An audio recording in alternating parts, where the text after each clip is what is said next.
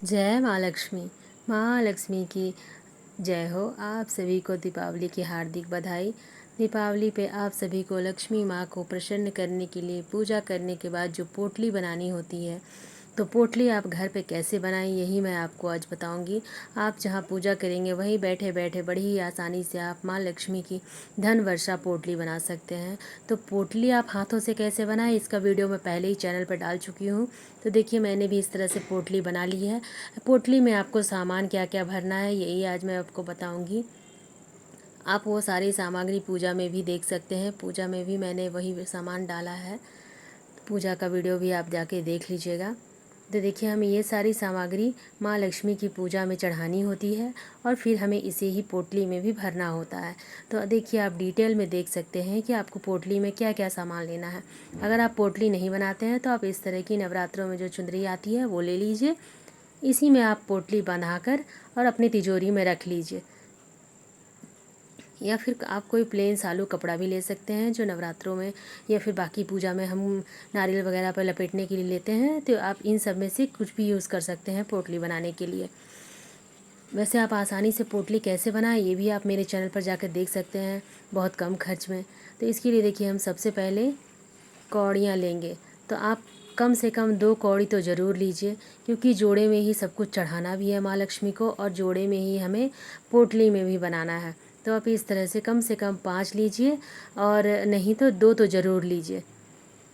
बाकी आपकी जितनी मर्जी हो, आप 11, 7 जितना हो सके ले सकते हैं, लेकिन कम 5 लेके आइए, नहीं तो 2 तो कम से कम ज़रूर लीजिए। तो इस तरह से आपको 5 कौड़ियाँ रखनी है या 2 रखनी है यथासंभव। उसके बाद हमें माँ का सबसे प्रिय चीज़ कमल गट्टे लेने हैं। देखिए ये सभी चीज़ें जल से उत्पत्ति होती है। माँ की भी उत्पत्ति जल से हुई है, इसीलिए उन्हें जल में मिलने वाली चीज़ें बहुत अधिक पसंद है। तो हमें यहाँ पर 2 कमल गट्टे लेने हैं, या फिर 5 लीजिए या फिर 11 लीजिए। तो मैं 5 की संख्या में ले रही हूँ, इसलिए मैं 5 ही कमल गट्टे लूँगी।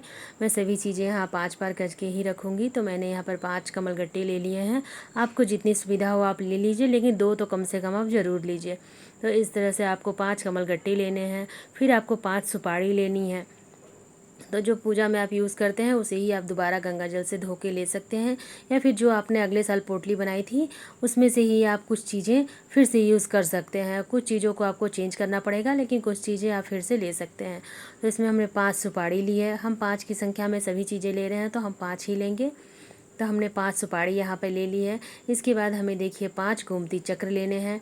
ये भी आपको पंसारी की दुकान पे बहुत ही आसानी से सभी चीज़ें मिल जाएगी। तो इस तरह का देखिए चक्र होता है। 5 गोमती चक्र हमें लेने हैं, ये भी बहुत ज़रूरी होता है, ये भी माँ को बहुत पसंद है। तो 5 आपको गोमती चक्र ले लेने हैं। 2 आप कम से कम ज़रूर लीजिए, नहीं तो 5 तो ज़रूर ले लीजिए। अगर आप कम लेना चाहते हैं तो आप 2 ले लीजिए, और ज़्यादा से ज़्यादा तो आप अपने अनुसार से बढ़ा ही सकते हैं। तो मैं यहाँ पर सभी चीज़ें 5-5 की संख्या में ले रही हूँ। फिर हम यहाँ पर हल्दी की गांठें लेंगे। हल्दी की गांठ छोटी छोटी ही लीजिएगा, क्योंकि ये घुन जाती है तो बाकी चीज़ों को भी थोड़ा ख़राब कर देती है। तो साल भर तक इसे खोलना नहीं होता है, बंद ही रहता है। तो आप 5 हल्दी की गांठ ले लीजिए, या फिर 2 भी ले सकते हैं। तो इस तरह से आपको 5 हल्दी की गांठें लेनी है। उसके बाद देखिए हमें जो सामान लेना है वो लौंग है। लौंग आप हमेशा फूल वाला ही लें, पूरा साबुत लौंग होना चाहिए। कहीं से भी टूटा या फूल टूटा हुआ या लौंग टूटा हुआ ऐसा नहीं लीजिएगा। लौंग पे पूरा फूल साबुत बना हुआ होना चाहिए। टूटा हुआ लौंग किसी काम का नहीं होता है, वो पूजा का गलत ही प्रभाव देता है। हमें अच्छा सकारात्मक ऊर्जा नहीं देके नकारात्मक ऊर्जा ही होती है, इसलिए आप लौंग ध्यान दे के ले। लौंग पूरा का पूरा फूल वाला होना चाहिए। उसके बाद हमें इलायची लेनी है, तो 5 हम इलायची ले लेंगे। माँ को सुगंधित चीज़ें बहुत ही पसंद है, तो इसलिए लौंग, इलायची जो भी ऐसी सुगंधित वस्तुएं हैं उसे हम ज़रूर माँ की पोटली में, धन वर्षा पोटली में हम डालते हैं। तो इस तरह से हमें सुगंधित चीज़ें लेनी हैं। तो हम 5 इलायची ले लेंगे। इसके बाद देखिए हमें धनिया लेना है, तो धनिया हम थोड़ा ही लेंगे। ये 5 और 11 की गिनती में नहीं होता है, 1 चुटकी जैसे ले लेंगे, क्योंकि ये सब अगली साल तक ख़राब हो जाती है ना, घुनने लगती है, इसलिए हमें धनिया थोड़ा ही लेना है।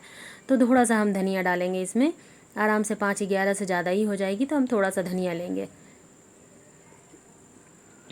इस तरह से हम सभी चीज़ों को इकट्ठा करते जाएंगे। उसके बाद देखिए हम एक चांदी का सिक्का लेंगे। आपके पास चांदी का सिक्का नहीं है तो आप नॉर्मल ले लीजिए। देखिए इसमें लक्ष्मी गणेश जी की प्रतिमा बनी हुई है, तो हमें इस तरह का चांदी का सिक्का लेना है।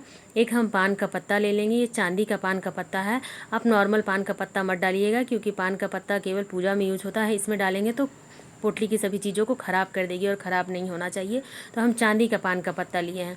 इसके बाद हमें इसमें कुछ द्रव्य डालने होते हैं, पैसे डालने होते हैं। ये पैसे हमें किसी को दान नहीं करना है, हमें स्वयं के लिए यूज़ करना है। तो इस तरह से हमें पोटली बनानी है। अगर आपके पास पोटली नहीं है तो इसी कपड़े को इसी तरह से बांध लीजिए और वापस अपनी तिजोरी में जहाँ आपको रखना हो वहाँ आप रख दीजिए, नहीं तो हम फिर इसे पोटली में डाल देंगे। तो इस तरह से आप बनाए हुए सभी इस चीज़ों को पोटली में डालिए। पहले आप सबसे पहले चांदी का सिक्का या चांदी की जो सामग्री है आप उसे डालिए। उसके बाद आप सबसे पहले पैसा डालिए। उसके बाद आप एक एक करके सभी चीज़ें डालते जाइए।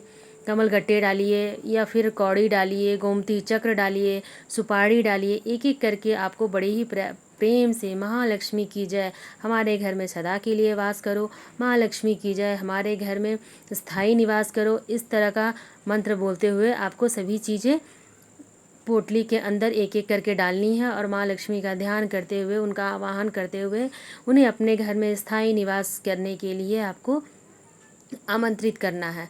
इस तरह से आप पोटली को बंद कर दें और जहाँ आप पूजा करते हैं वहीं बैठे बैठे आप पोटली भरिए और उसको बंद करके वापस अपनी तिजोरी में ले जाके इसे रख दीजिए उसी समय।